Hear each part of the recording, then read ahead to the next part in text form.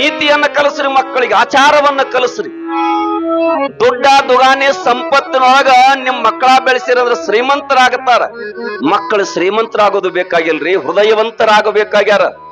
ಹೃದಯವಂತರು ಬೇಕಾಗ್ಯಾರ. ಇವತ್ತು ನಾನ್ ನಿನ್ನೆ ಹೇಳಿ ನಿಮಗ, ಅಂದು ಅಣ್ಣತಮ್ಮರು ಇದ್ರು, ಇವತ್ತು ಅಣ್ಣತಮ್ಮರದಾರ.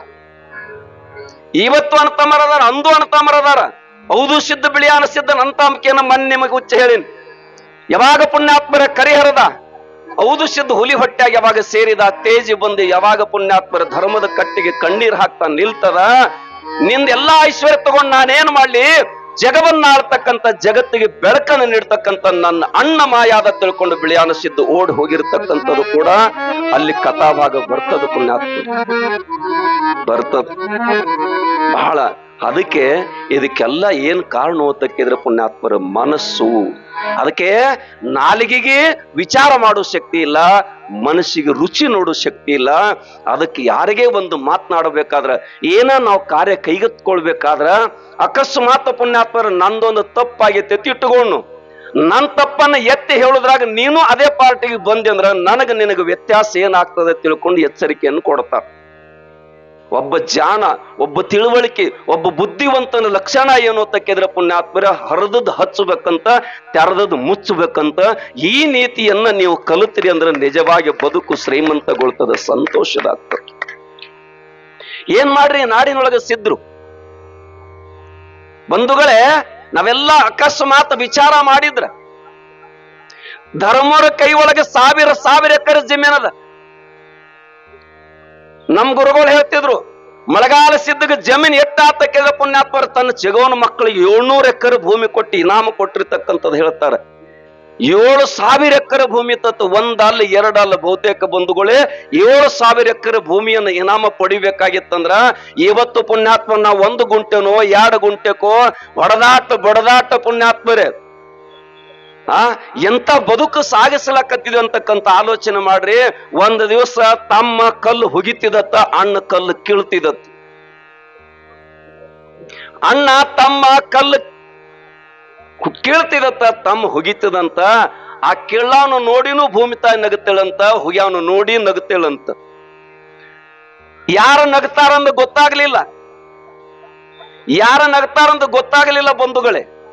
ಅವಾಗ ಭೂಮಿ ತಾಯಿ ಹುಚ್ಚ, ನಾನೇ ನಗಲಾಕತ್ತೀನಿ ಅಂದ. ಯಾಕೆ ದೇವಿ ನಗತಿ ಅಂದ? ನಿಮ್ಮಪ್ಪ ಹುಗಿತಿದ್ದ, ನಿಮ್ಮ ಕಾಕ ಹಿಂಗ ಕೇಳ್ತಿದ್ದ. ನಿಮ್ಮಪ್ಪ ಹಿಂಗ ಹುಗಿತಿದ್ದ, ನಿಮ್ಮ ಕಾಕ ಕೇಳ್ತಿದ್ದ. ಈಗ ನಿಮ್ಮಣ್ಣ ಹುಗಿಲಾಕತ್ತಾನ, ನೀ ಕೇಳಾಕತ್ತಿದಿ. ನಿಮ್ಮಪ್ಪ ಹೋಗ್ಯಾನ, ನಿಮ್ಮ ಕಾಕನ ಹೋಗ್ಯಾನೋ, ನೀನು ಹೋಗಾಮದಿ. ನೀ ಎಂತ ಹುಚ್ಚದಿ ಅಂತ ನೋಡಿ ನಗಲಾಕತ್ತೀನಿ. ನನಗೆಲ್ಲಿ ಸೀಮೆ ಕಟ್ತೀವೋ? ಇಡೀ ಅಖಂಡವಾಗಿರ್ತಕ್ಕಂಥ ಅಖಂಡ ಭೂಮಿ ಪುಣ್ಯಾತ್ಮರೇ. ನಮ್ಮ ಮೊನ್ನೆ ಹೇಳಿ ನಿಮಗ, ಅಖಂಡವಾಗಿರ್ತಕ್ಕಂಥ ಪರಮಾತ್ಮನ ನಾನು ಹೆಂಗ ಮಾಡಿದ್ರು ತುಂಡು ಮಾಡಿದೆ ಅಂತೇಳಿ ಸೋಮೇಶ್ವರ ಶತಕದೊಳಗೆ ಹೇಳ್ಕೊಂಡು ಬರ್ತಾರ. ಸೋಮವಾರಕ್ಕೊಬ್ಬ ದೇವ್ರು ಬೇರೆ, ರವಿವಾರಕ್ಕೊಬ್ಬ ದೇವ್ರು ಬೇರೆ, ಮನಿ ದೇವ್ರು ಒಬ್ಬ ಬೇರೆ, ಜಗಲಿ ಮೇಲಿನ ದೇವ್ರು ಒಬ್ಬರು ಬೇರೆ. ನನ್ನ ದೇವ್ರು ಹಂಗದಾನ, ನಿನ್ನ ದೇವ್ರು ಹೆಂಗದಾನ. ನನ್ನ ದೇವ್ರು ಬೆಂಕಿ ಹಂಗದಾನ, ನನ್ನ ದೇವ್ರು ನೀರಿನ ಹಂಗದ. ನಿಮ್ಮ ಅಜ್ಞಾನ ನಿಮ್ಮನ್ನು ಪುಣ್ಯಾತ್ಮರ ಯಾವ ದೇವರು ಕೂಡ ಈ ಜನಕ್ಕೆ ಕೆಟ್ಟದ್ದನ್ನು ಬಯಸ್ಲಿಕ್ಕೆ ಬಂದಿಲ್ಲ. ಯಾವ ಧರ್ಮದಿಂದ ನಡೀತಾನ ಅವನ ಬಗಲಾಗಿ ಎತ್ಕೊಂಡು ಹೋಗ್ತದ, ಯಾವ ಅಧರ್ಮದಿಂದ ನಡೀತದ ಅವನಿಗೆ ಎಚ್ಚರಿಕೆಯನ್ನು ಕೊಡಲಿಕ್ಕೆ ಬಂದಿರತಕ್ಕಂಥ ಇದು ಪುಣ್ಯಾತ್ಮರೇ. ನಾವು ತಿಳ್ಕೋಬೇಕು.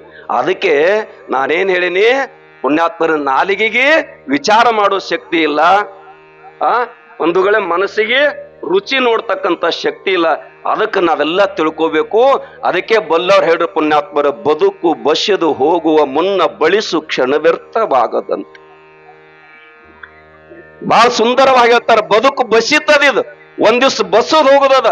ಆ ಬಸದ್ ಹೋಗೋಕ್ಕಿಂತ ಮುಂಚಿತವಾಗಿ ನೀನೇನ್ ಮಾಡೋತಕ್ಕಿದ್ರೆ ಬಳಸು ಅಂತಕ್ಕಂಥ ಮಾತು ಹೇಳ್ತಾರೆ ಬಂಧುಗಳೇ. ಅದಕ್ಕೆ ಬಂಧುಗಳೇ, ನೀ ತೊಟ್ಟ ಅಂಗಿನ ನಿಂದಲ್ಲಂದು ಬಳಕ. ನೀ ತೊಟ್ಟ ಅಂಗಿನ 5 ಮಂದಿ ಮಾಲಕರದಾರ. ಸಿರ್ಸೋರಿ ಗೌಡ್ರು ಅಲ್ಲಮರೊಂದು ಮಾತು ಹೇಳ್ತಾರ, 5 ಸಂಘದಿಂದ ನಾನು ಬಂದೆ, 5 ಸಂಘದಿಂದ ನಾನು ಮಿಂದೆ. ಈ 5 ಅವರವರ ಬಟ್ಟೆಯಲ್ಲಿ ಹೋದರು, ನಾನೊಬ್ಬನೇ ಉಳಿದೇನಲ್ಲ ನಿಸ್ಸಂಗಿ ಎಂದು ಬರೀತಾರ. ನಿತ್ಯ ನಿರಂಜನವಾಗಿರತಕ್ಕಂಥ ಗುಹೇಶ್ವರ ಲಿಂಗ ಕಂಡೆ ಅಂತ ಬರೀತಾರೆ. ಬಹಳ ಜನ ಪುಣ್ಯಾತ್ಮರೇ ಆಸ್ತಿ ಅಂತಸ್ತು ಹೊಲ ಮನಿ ನಿಮಗ ಅಷ್ಟ ಅಲ್ರಿ, ನಮಗೂ ಹತ್ಯದ ಹುಚ್ಚ. ನಿಮಗಟ್ಟು ಮನಿ ಕಟ್ಟಬೇಕತ್ ಹುಚ್ಚತೈತಿ, ನಮಗೊಟ್ಟು ಮಠ ಕಟ್ಟಬೇಕು, ಗಾಡಿ ತಗೋಬೇಕು, ಕಿರೀಟ ಹಾಕೋಬೇಕತ್ ನಮಗ್ ಹುಚ್ಚತ್ತಿ ಬಿಟ್ಟ. ಯಾರಿಗೇನು ಅದಕ್ಕ ನಮ್ ಗುರುಗಳು ಹೇಳುದು ಯಾರಿಗೆ, ಏನು ಕೇಳುದು ಯಾರಿಗೆ? ಎಷ್ಟು ಚಂದ ಹೇಳ್ಯಾರಂತೀನಿ ನೀವು. ಯಾರ ಮಾತ ಕೇಳಲಿ ಯಾರಿಗೆ ನ ಹೇಳಲಿ, ನಾ ಯಾರ ಮಾತ ಕೇಳಲಿ ಯಾರಿಗೆ ನ ಹೇಳಲಿ. ಎಲ್ಲ ತಿಂದು ಎಲ್ಲ ನೆನುಂಗಿ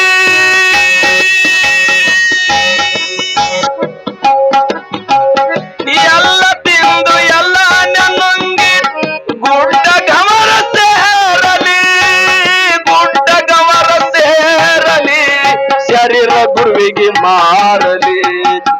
ಯಾರ ಮಾತ ಕೇಳಲಿ ಯಾರಿಗೆ ನ ಹೇಳಲಿ, ಯಾರ ಮಾತ ಕೇಳಲಿ ಯಾರಿಗೆ ನ ಹೇಳಲಿ.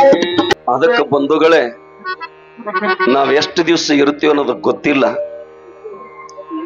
ಬಹಳ ಸುಂದರವಾಗಿ ತರುಣ ಸಾಗಜರು ಇದನ್ನ ಕುರಿತು ಹೇಳ್ತಾರೆ. ಯಾವಾಗ ಹೋಗು 7 ದಿನದಾಗ ಹೋಗೋದೈತಿ.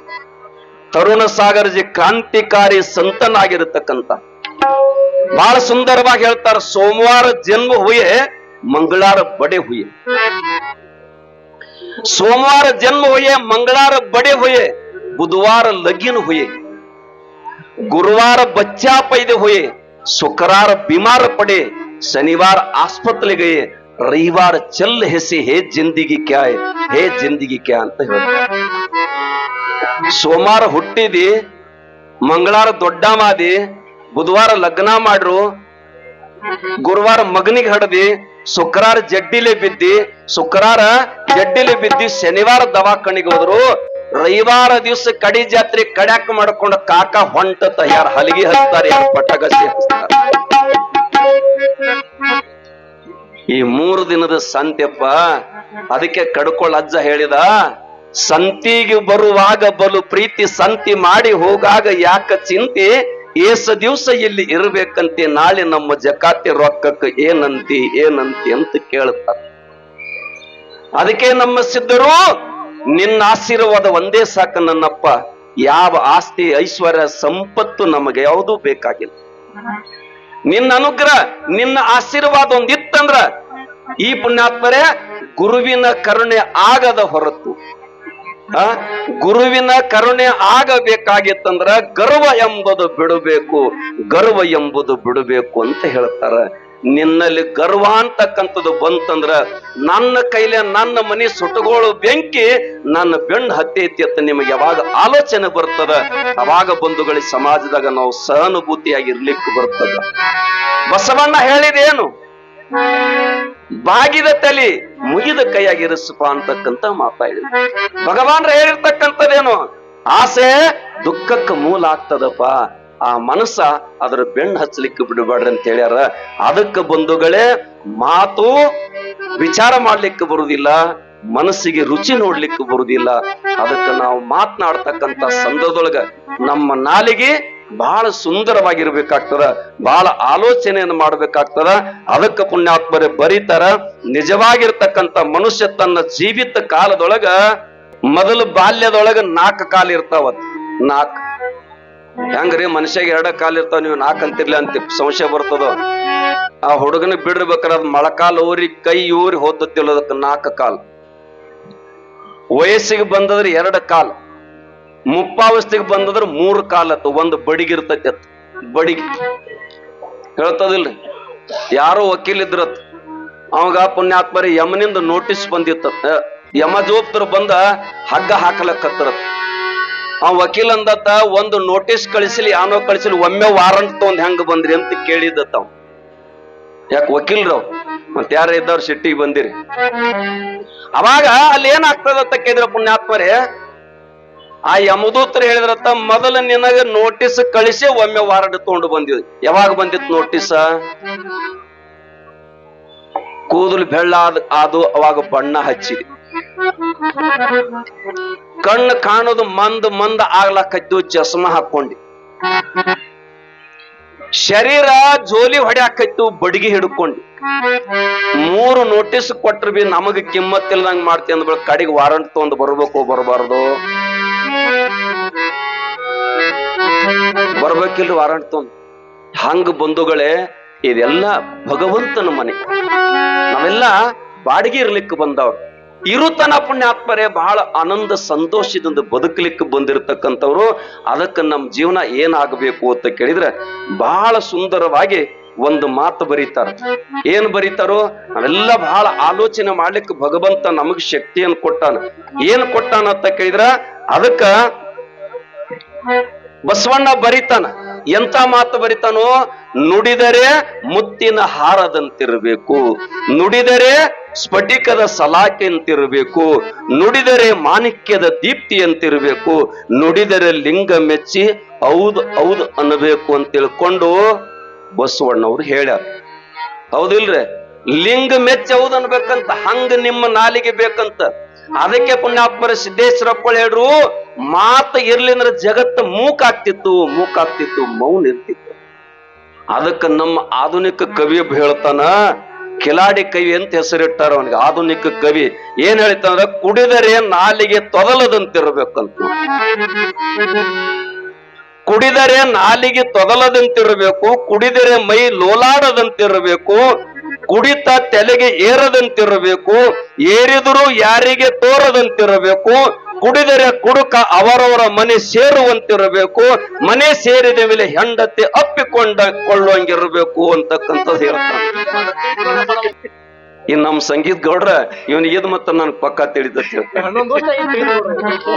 ಹೌದಿಲ್ಲ ಎಷ್ಟು ಮಜಾ ಹೇಳ ನೋಡ್ರ ಅವ್ ಹೇಳುದ್ರಾಗ ಅರ್ಥ ಐತಿ ಮತ್ತೆ ಏನ್ ಹೇಳಕತ್ತಾನೋ ಪುಣ್ಯಾತ್ಮರೇ ಕುಡಿದರೆ ನಾಲಿಗೆ ತೊದಲದಂತಿರಬೇಕು ಅಂದ್ರೆ ಎಷ್ಟು ಬೇಕಟ್ಟ ಕುಡಿಬೇಕಂದಂಗ ಹೌದಿಲ್ಲ ಕುಡಿದರೆ ನಾಲಿಗೆ ತೊದಲದಂತಿರ್ಬೇಕು ಕುಡಿದರೆ ಮೈ ಲೋಲಾಡದಂತಿರ್ಬೇಕು ಜೋಲಿ ಹೊಡಿದಂಗಿರ್ಬೇಕು ಅಂತ ನೀ ಜೋಲಿ ಹೊಡ್ಯಾಕತ್ತಿ ಅಂದ್ರೆ ಓಣ್ಯಾನ ನಾಯಿಗಳು ಅಂತ ನಮಕ ದೊಡ್ಡ ನಾಯಿ ಇದೈತೆ ತಾವು ಓಡ್ತಾವ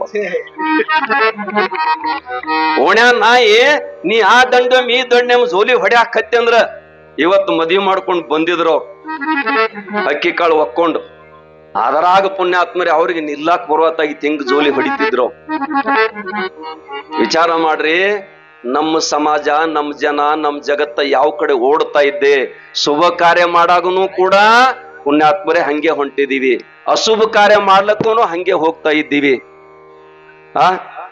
ತಾವೆಲ್ಲ ಆಲೋಚನೆ ಮಾಡ್ರಿ ಅದಕ್ಕ ಏನ್ ಹೇಳಿದ ಕುಡಿದರೆ ನಾಲಿಗೆ ತೊದಲದಂತಿರಬೇಕು ಕುಡಿದರೆ ಮೈ ಜೋಲಾಡದಂತಿರಬೇಕು ಕುಡಿದರೆ ಕುಡಿತ ತಲೆಗೆ ಏರದಂತಿರಬೇಕು ಅದಕ್ಕೆ ಪುಣ್ಯಾತ್ಮರೇ ಕುಡಿದರೆ ಕುಡುಕ ಅವರವರ ಮನೆ ಸೇರುವಂತಿರ್ಬೇಕಂತ ಹೋಗಿ ಸೇರಿ ಕುಡುದಲ್ಲದಂದ್ರೆ ಅವನ ಹೆಂಡತಿ ಬಂದು ಅಪ್ಪಿಕೊಂಡಂಗಿರ್ಬೇಕು ಅಂತ ಹೇಳಾನ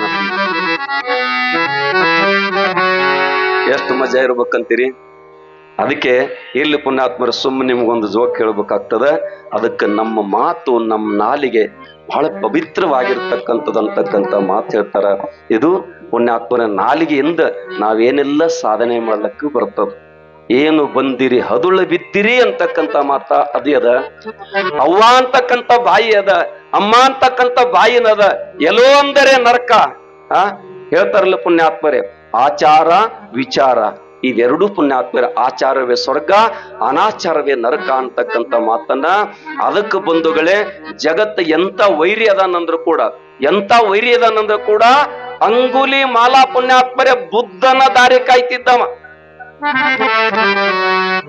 ಬುದ್ಧಂದ ದಾರಿ ಕಾಯ್ತಕ್ಕಂತ ಸಂದರ್ಭದೊಳಗ ಪುಣ್ಯಾತ್ಮರ ಬಳ್ಳ ಕೊರಳಾಗ ಮಾಳ ಹಾಕೊಂಡದ ಅದ ಹಸಿದ ಆರೋದ್ರೊಳಗಾಗಿ ಮತ್ತೊಂದು ಮಾಳ ಹಾಕೊಳಕ್ ತಯಾರಾಗ್ತದತ್ತ ಅಂತ ದಾರಿಯಲ್ಲಿ ಬುದ್ಧ ಭಗವಾನ್ರು ಹೊಂಟಿದ್ರು ಬುದ್ಧ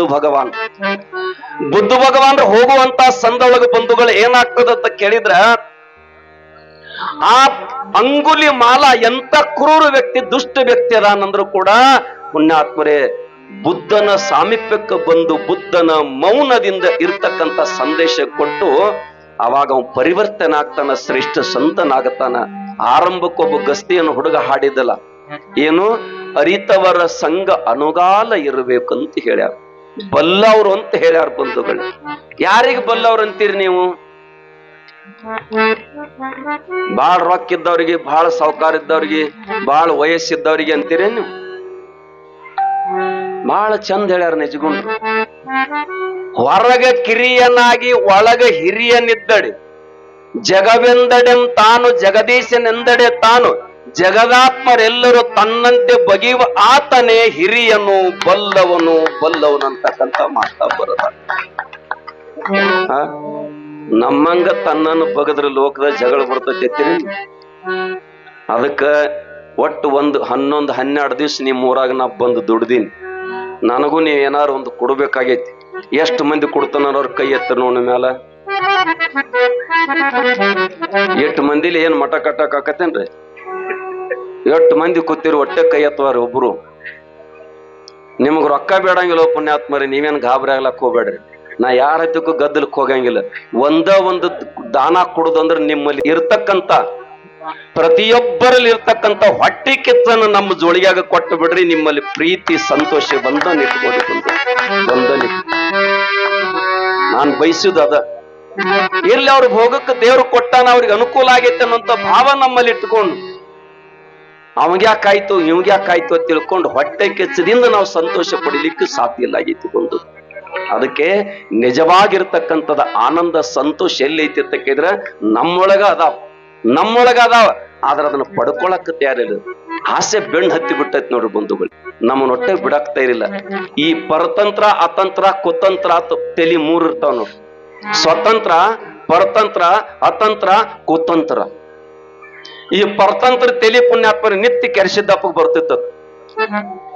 ಇದು ಮನೆ ಕೈಯಾಗ ಒಂದಿಷ್ಟು ಕಾಳ ತಂದು ದೇವ್ರ ಮುಂದೆ ಹಾಕವ, ನಮಸ್ಕಾರ ಮಾಡವ, ಹೋಗಿ ಬಿಡವ.